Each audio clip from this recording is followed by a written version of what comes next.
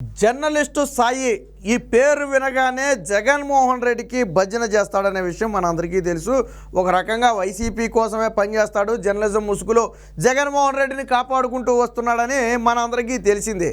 అలాంటి జర్నలిస్టు సాయి కూడా ఇప్పుడు ఒక రకంగా టోను మార్చేశాడు. ఎందుకనంటే ఇప్పుడు కష్టపడి జగన్మోహన్ రెడ్డికి డంకా బజాయించిన 2 రోజుల్లో ఇంకొక రోజులో ఫలితం రాబోతుంది.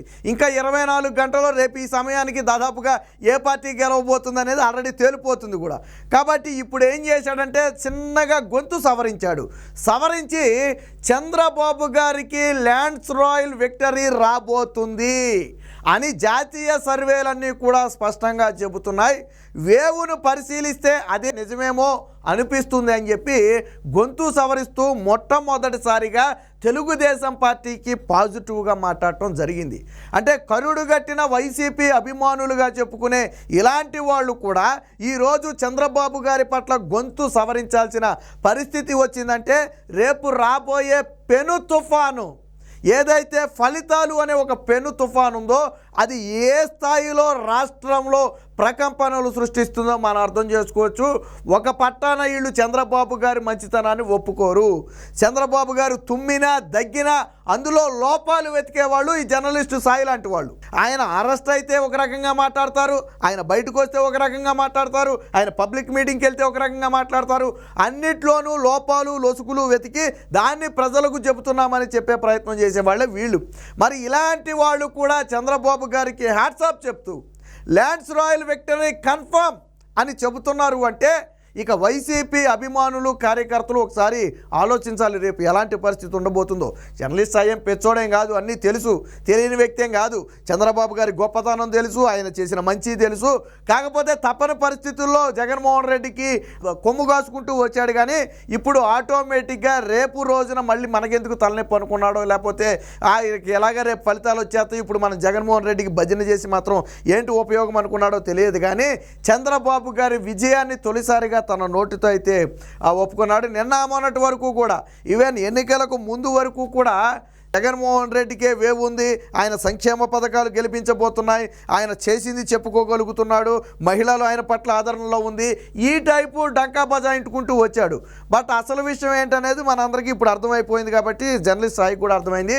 అయితే ఏం చెప్తాడు, ఇండియా టుడే, మై యాక్సెస్ లాంటి ఏదైతే ఇవి ఉన్నాయో ఎగ్జిట్ పోల్స్ ఉన్నాయో, అలాగే చాణక్య లాంటి ఎగ్జిట్ పోల్స్ ఏవైతే ఉన్నాయో అవి స్పష్టమైన ఫలితాలను ఇస్తున్నటువంటి సంస్థలు, వాటికి క్రెడిబిలిటీ ఉంది. గత లాస్ట్ 10 years 15 years నుంచి చూసుకుంటే ఆ క్రెడిబిలిటీని కాపాడుకుంటూ వస్తున్నటువంటి సంస్థలు ఎవరైనా సరే ప్రధానంగా వాటిని పరిగణలో తీసుకుంటారు. అలాంటి వాళ్ళే టీడీపీకి 22 నుంచి 23 ఎంపీ సీట్లు రాబోతున్నాయి. కేవలం వైసీపీ 2 నుంచి 3, అక్కడ టీడీపీ అంటే కూటమి, వైసీపీకి 2 నుంచి 3 మాత్రమే రాబోతున్నాయని చెబుతున్నారు. అంటే ఆ హిస్టరీ అంటే ప్రకంపనలు ఏ స్థాయిలో ఉన్నాయో అర్థం చేసుకోవచ్చు. వాళ్ళు చెప్పిన దాన్ని బట్టి అర్థం చేసుకుంటే చంద్రబాబు గారికి 140-150 స్థానాలకు పైపెచ్చు వచ్చినా ఆశ్చర్యపోవాల్సిన అవసరం లేదు. ఇంకోటి కూడా చెప్తున్నాడు, 1999 నాటి పరిస్థితులు తెలుగుదేశం పార్టీ ఒక బిగ్ హిస్టరీని క్రియేట్ చేయబోతుంది. గతంలో ఎన్నడూ లేని విధంగా, గతంలో ఎన్నడూ గెలుచుకోనన్ని సీట్లను, ఉమ్మడి ఆంధ్రప్రదేశ్లో అంటే సీట్లు ఎక్కువ, అది వేరే విషయం. గతంలో ఎన్నడూ గెలుచుకోనని తెలుగుదేశం పార్టీ ఎన్నడూ గెలుచుకోనన్ని సీట్లను ఇప్పుడు గెలుచుకోబోతుంది. ఇదే సమయంలో తెలుగుదేశం పార్టీతో పాటు ఉన్నటువంటి బీజేపీ, జనసేన కూడా ఈసారి రాష్ట్రంలో తమ ప్రాబల్యాన్ని కొనసాగించే అవకాశం ఉందని చెప్పి నిన్నైతే మాట్లాడటం జరిగింది. సో ఎప్పుడైతే జర్నలిస్టు సాయి చంద్రబాబు గారి గెలుపుని దాదాపుగా కన్ఫర్మ్ చేశాడో ఇక వైసీపీ శ్రేణుల్లో చూడాలేక నేను సోషల్ మీడియాలో నిన్నటి నుంచి ఒకటే తిరుగుతుంది. జర్నలిస్టు సాయి మాట్లాడినటువంటి ఈ మాటలు ఏవైతే ఉన్నాయో వాటినే ప్రధానంగా తిప్పుతూ ఉన్నారు. ఎందుకంటే నిన్న మొన్నటి వరకు చంద్రబాబుని దారుణంగా వ్యతిరేకించినటువంటి వ్యక్తి, నారా లోకేష్ని, పవన్ కళ్యాణ్ని కూడా దారుణంగా వ్యతిరేకించినటువంటి వ్యక్తి, వీరిద్దరి మధ్య పొలాలు పెట్టాలని కూడా విశ్వ ప్రయత్నం చేశాడు.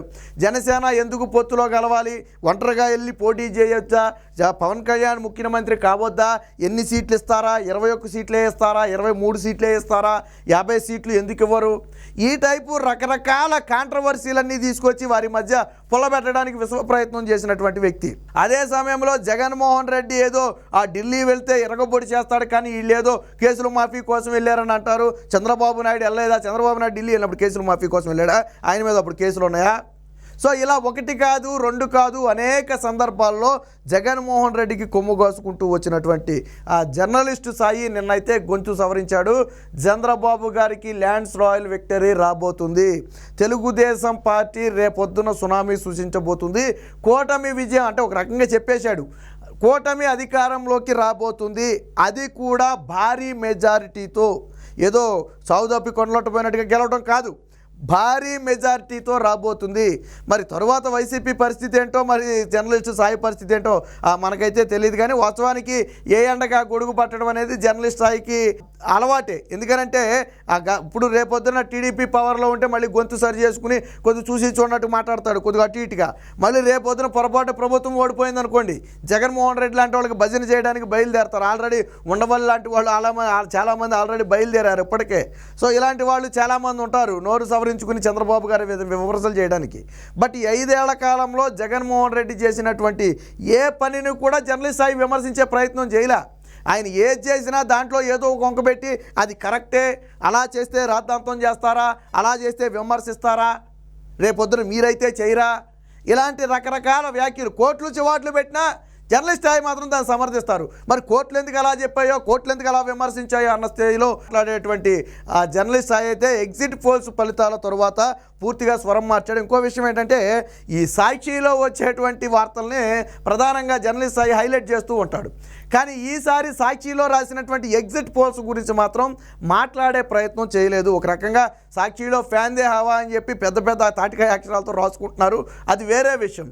కానీ ఏం జరిగింది ఇక్కడ, ఆ సాక్షిలో వచ్చినటువంటి ఎగ్జిట్ పోల్స్ను వాస్తవానికి ప్రజెంట్ చేసి వైసీపీ వస్తుందని చెప్పాలి వాస్తవానికి అయితే.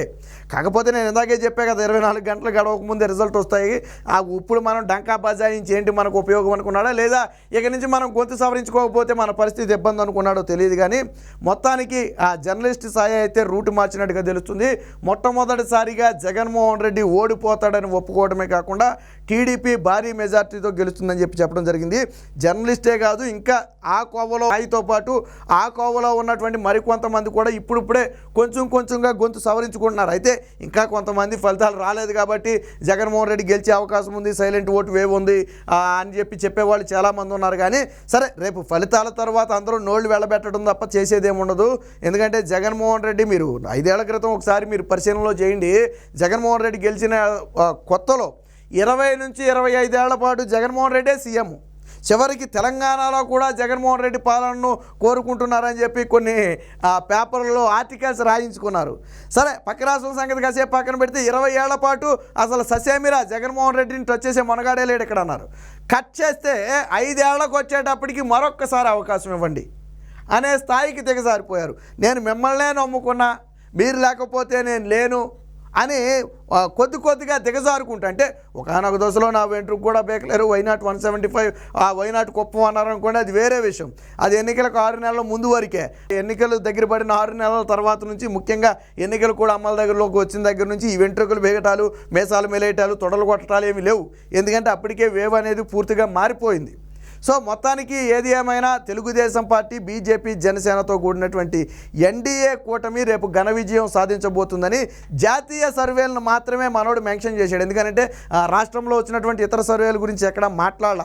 కేకే సర్వే కానివ్వండి, పల్స్ టుడే కానివ్వండి, ఇతర సర్వేలు చాలా వచ్చాయి, పైనీర్ కానివ్వండి, వీటి గురించి ఎక్కడ మాట్లాడాల. కేవలం జాతీయ సర్వేలను పరిగణలో తీసుకుని చెప్పాడు. అది కూడా ఇండియా టుడే, మై యాక్సెస్ లాంటి కొన్ని క్రెడిబిలిటీ ఉన్నటువంటి ఏవైతే సంస్థలు ఉన్నాయో వాటిని, చాణక్య లాంటి సంస్థలు ఏవైతే ఉన్నాయో వాటిని బేస్ చేసుకుని అయితే చెప్పడం జరిగింది. అంటే ఇవన్నీ కూడా క్రెడిబిలిటీ ఉన్నటువంటివి. గతంలో 2014లో టీడీపీ గెలుస్తుందని చెప్పారు, ఫిగర్ మారినా మారచ్చు, బట్ గెలిచింది. 2019లో జగన్మోహన్ రెడ్డి గెలుస్తున్నాడని చెప్పారు, గెలిచింది. అలాగే 2 సార్లు కూడా కేసీఆర్ అధికారంలోకి వచ్చే అవకాశం ఉందని వాళ్ళే చెప్పారు. బట్ సీట్స్ మారవచ్చు, వాళ్ళు 50 వస్తాయంటే 40 రావచ్చు, లేదా 60 రావచ్చు, అది వేరే విషయం. సో అలా ప్రిడిక్ట్ చేయడంలో పర్ఫెక్షన్ ఉన్నటువంటి సంస్థలు మన 2 తెలుగు రాష్ట్రాలే కాదు, ఇతర రాష్ట్రాల్లో కూడా దాని క్రెడిబిలిటీని అలా నిలబెట్టుకునే ఒక ప్రాతిపదిక ప్రకారం వాళ్ళు సర్వేలు చేస్తారు.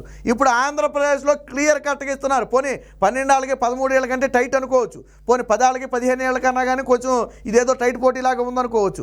కానీ ఇక్కడ క్లియర్ కట్గా 22 నుంచి 23 కూటమికి ఇస్తున్నారు. ఎంపీ స్థానాలు మనం మాట్లాడుకునేది, వాళ్ళు ఎమ్మెల్యేలకు చేయరు, అసెంబ్లీ స్థానాలకు వాళ్ళు చేయరు, కేవలం పార్లమెంటుకు మాత్రమే చేస్తారు. సో అంటే జగన్మోహన్ టీడీపీకి గతంలో 3 సీట్లు వస్తేనే 23 సీట్లు వచ్చాయి. ఇప్పుడు జగన్మోహన్ రెడ్డికి 2 సీట్లు మాత్రమే వచ్చే అవకాశం ఉందని కూడా వాళ్ళే చెప్తున్నారు. అంటే ఇంకా ఎంత దారుణమైన ఫలితాలు రాబోతున్నాయని మనందరం అర్థం చేసుకోవచ్చు. మొత్తానికి కరుడు గట్టినటువంటి వైసీపీ అభిమానులుగా ఉన్నటువంటి జర్నలిస్టు సాయి కసాయి అంటారు బేసిక్గా, అలాంటి వాళ్ళు కూడా ఈరోజు చంద్రబాబు గారు రేపు జెండా ఎగురవేయబోతున్నారు.